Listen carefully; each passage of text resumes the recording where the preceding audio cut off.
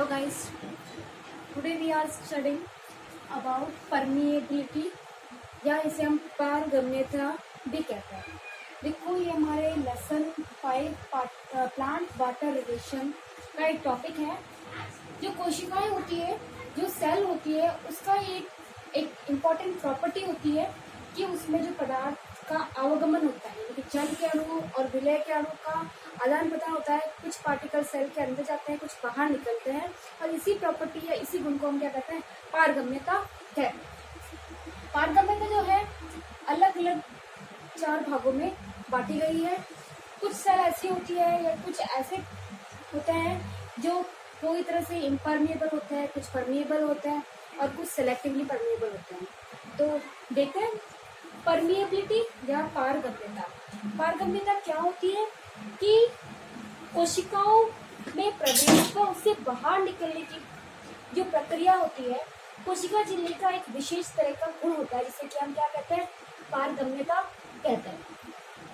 इसी गुण के कारण जो चीजें हैं या जो विलय है और विलय के जो अणु है, ये मॉलिक्यूल है, वो कोशिका के अंदर प्रवेश करते हैं और कोशिका से बाहर निकलते हैं। अगर ये गुण ना हो तो कोशिका जो है आपस में जो एक कोशिका अपने जो विलय है तथा विलायक है उनको बाहर नहीं निकाल पाएगी। तो परमिएबिलिटी और पारगम्यता जो है उसको हमने 4 पार्ट्स में बांटा है, या इसके आधार पर जो कोशिका है वो 4 प्रकार की होती है। सबसे पहला है परमिएबल या पारगम्य। परमिएबल यानी कि ऐसी कोशिका या इस तरह की कोशिका जिसमें सारे ही पदार्थ यानी कि विलय, जिसे हम जल कह सकते हैं, जल और विलायक, विलय तथा विलायक दोनों ही मॉलिक्यूल्स जो होते हैं, ये दोनों ही पदार्थ जो है वो कोशिका से अंदर और बाहर आ जा सकते हैं। जैसे कि सेल वॉल या कोशिका भित्ति। कोशिका भित्ति का ऐसा एग्जाम्पल है जिसमें दोनों ही पदार्थ विलय यानी कि जल और विलायक दोनों का ही आवागमन आसानी से हो जाता है। नेक्स्ट टाइप है हमारा सेलेक्टिवली या डिफरेंशियली परमिएबल मेम्ब्रेन, या फिर हम इसे कह सकते हैं चयनात्मक झिल्ली। तो चयनात्मक झिल्ली या चयनात्मक पारगम्यता में मैंने एग्जांपल बताया प्लाज्मा मेम्ब्रेन और टोनोप्लास्ट। प्लाज्मा मेम्ब्रेन तो आप जानते ही हो, टोनोप्लास्ट क्या होता है, जो कैप्सूल की मेम्ब्रेन होती है उसे हम टोनोप्लास्ट कहते हैं।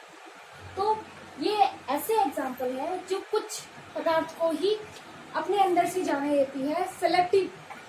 सेलेक्टिव जो पदार्थ होंगे, सिलेक्टिव मॉलिक्यूल्स होंगे, उन्हीं को ही अपने से पारगम्य होने देती है, बाकी को नहीं। जैसे कि विलय को अधिक, विलय के लिए तो क्या होती है, कम पारगम्य होती है, तथा विलायक के लिए अधिक, यानी कि जो विलायक है, जो वाटर है, उसके लिए ज्यादा परमिएबल होती है, जबकि जो उसमें हमने घुला हुआ जो पदार्थ है, जो विलय है, उसके लिए ये मेम्ब्रेन जो होती है वो कम परमिएबल होती है। नेक्स्ट टाइप है हमारा सेमी परमिएबल या अर्ध पारगम्य झिल्ली। तो अर्ध पारगम्य, सेमी परमिएबल यानी कि किसके लिए परमिएबल होती है, केवल विलायक के अणु के लिए पारगम्य और विलय के अणुओं के लिए पूर्णतः अपारगम्य, यानी कि ओनली फॉर वाटर जो है इसके अंदर से परमिएबल हो सकता है, पारगम्य हो सकता है, पर विलय जो है वो इसके अंदर से बाहर नहीं निकल सकते और बाहर से अंदर नहीं जा सकते। तो ऐसी जो मेम्ब्रेन होती है उसे हम क्या कहते हैं, सेमी परमिएबल मेम्ब्रेन, जिसका अच्छा एग्जांपल है सेल मेम्ब्रेन।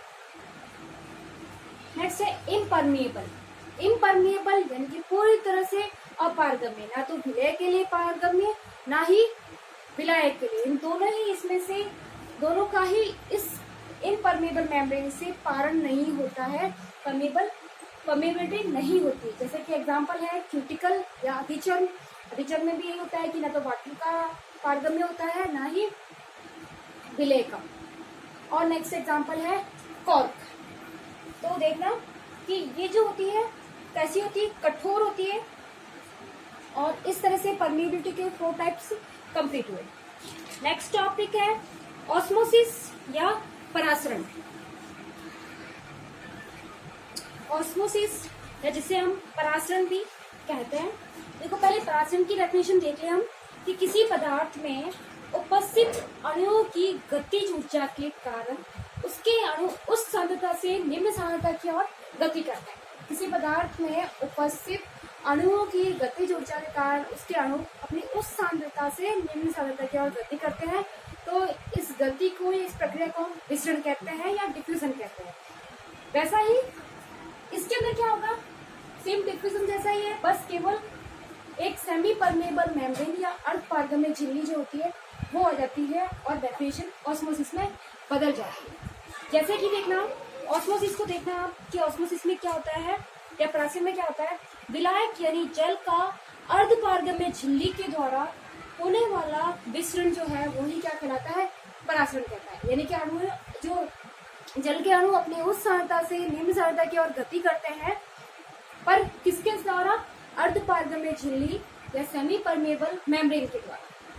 जैसे डेफिनेशन समझाना चाहूंगी आपको, परासरण वह क्रिया है यानी कि जिसमें अर्धपारगम्य झिल्ली द्वारा पृथक किए गए भिन्न भिन्न सांद्रता, यानी कि दो हमने सॉल्यूशन लिए हैं, दोनों की सांद्रता जो होगी, दोनों की कंसंट्रेशन जो होगी अलग अलग होगी, वाले दो घोलों में विलायक के अणुओं का मिश्रण कम सांद्रता वाले घोल अर्थात विलायक की उस सांद्रता वाले घोल से अधिक सांद्रता वाले घोल अर्थात विलायक की निम्न सांद्रता वाले घोल की तरफ होगा।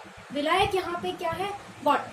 वापस से देखना डेफिनेशन, परासरण वह क्रिया है जिसमें अर्धपारगम्य झिल्ली द्वारा पृथक किए गए भिन्न भिन्न सांद्रता वाले दो घोलों में विलायक के अणुओं का यानी जल का मिश्रण कम सांद्रता वाले घोल से उस सांद्रता वाले घोल की तरफ होता है। इसकी डेफिनेशन मैं इंग्लिश में ही बताना चाहूंगी आपको कि osmosis is the movement of water through a semi permeable membrane from a region of high concentration to a region of low concentration tending to equalise the concentration of the water. यानी कि जब तक high concentration से low concentration की ओर water का movement तब तक होगा जब तक कि दोनों की कंसंट्रेशन, दोनों की सांद्रता जो है वो इक्वल ना हो जाए, osmosis is the passive transport. यानी कि ये कैसा है, पैसिव ट्रांसपोर्ट है, यानी कि इसमें एनर्जी की रिक्वायरमेंट नहीं है, meaning it does not require energy to be applied. यानी कि इस प्रोसेस के अंदर किसी भी तरह की एनर्जी रिक्वायरमेंट नहीं होती है। तो समझ में आ गया कि अर्धपारगम्य झिल्ली के द्वारा जो विसरण होता है उसी को ही हम क्या कहते हैं, परासरण कहते हैं या ऑस्मोसिस कहते हैं। अब देखो एक एक्सपेरिमेंट है, थिसेल्स फनल एक्सपेरिमेंट। थिसेल्स फनल एक्सपेरिमेंट क्या है, ये एक होल्डर है, ये टेबल बेंच पे जो है थिसेल्स का फनल, ये इसे हम थिसल फनल कहते हैं। थिसल फनल हमने एक बीकर में रख दिया, नीचे बना रखा है, वो क्या है, बीकर। मैंने बीकर में रख लिया और बीकर में क्या भरा हुआ है, वाटर भरा हुआ है, और थिसेल्स फनल के एक साइड में मैंने पर्चमेंट पेपर या चर्म पत्र जो है वो बांध दिया। अब चर्म पत्र या पर्चमेंट मेम्बर जो है वो क्या काम करेगी, सेमी परमिएबल मेम्ब्रेन का काम करेगी।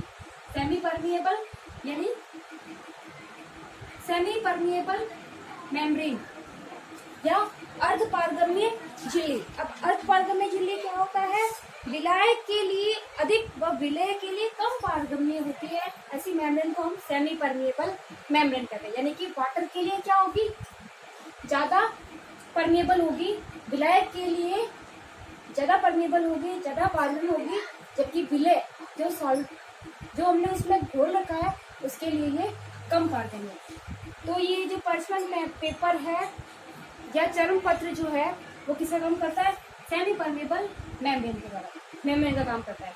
अब यहाँ पे वाटर भर दिया और थिसल फनल के अंदर मैंने क्या भरा है, सुगर सॉल्यूशन भरा है, और ये जो है इसका क्या है, होल्डर।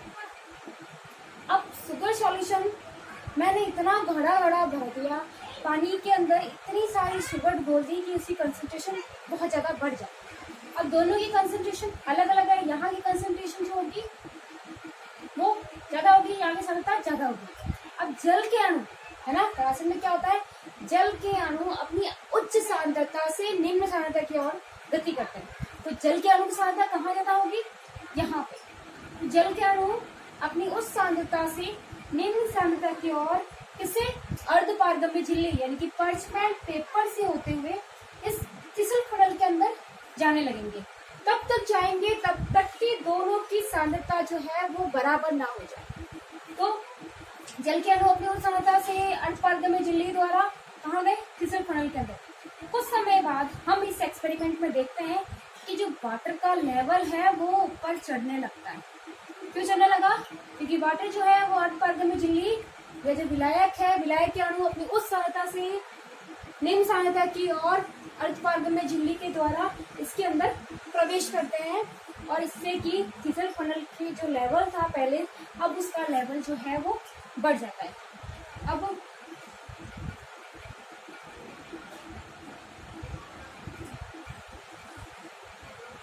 इस तरह से इसका लेवल बढ़ जाता है और ये एक्सपेरिमेंट ये दिखाता है कि ऑस्मोसिस जो है वो हम इस तरह से हम पता लगा सकते हैं। एक हमारे प्रैक्टिकल में एक और भी एग्जांपल है जो हमारे प्रैक्टिकल में भी है कि हम क्या लेते हैं, एक आलू लेते हैं, है ना, एक आलू लेते हैं, बड़ा आलू लेते हैं। और ये बच्चों ये वाला एक्सपेरिमेंट आपको घर करके देखना है क्योंकि मैं वापस से लैब में नहीं करवाऊंगी, तो दोनों ही साथ में हो जाएंगे। तो ध्यान से देखना और करना है सभी को अपने घर पे। एक आलू लिया और हमने उसको बीच में से छेद कर दिया, गोला गोला काट लिया।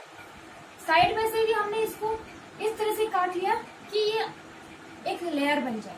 केवल इतना कुछ हमने रख लिया और आलू को अंदर से थोड़ा सा काट के और यहाँ पे एक कैविटी बना ली।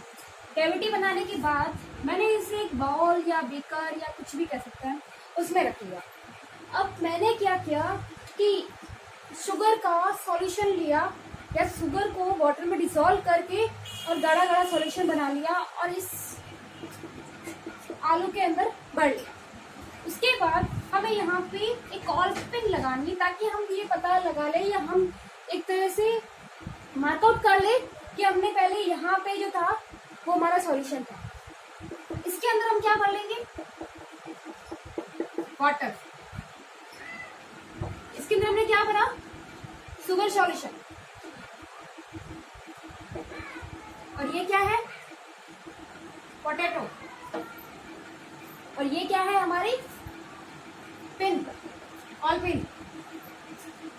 अब कुछ समय इसको पड़े रहने के बाद ये जो आलू की जो मेम्ब्रेन है या थोड़ी सी दीवार जो है ये किसका काम करेगी? सेमी परमिएबल मेम्ब्रेन का काम करेगी। वहां हमने फिसल वाले एक्सपेरिमेंट में पर्चमेंट पेपर काम में लिया था, यहाँ हम आलू काम में ले रहे हैं।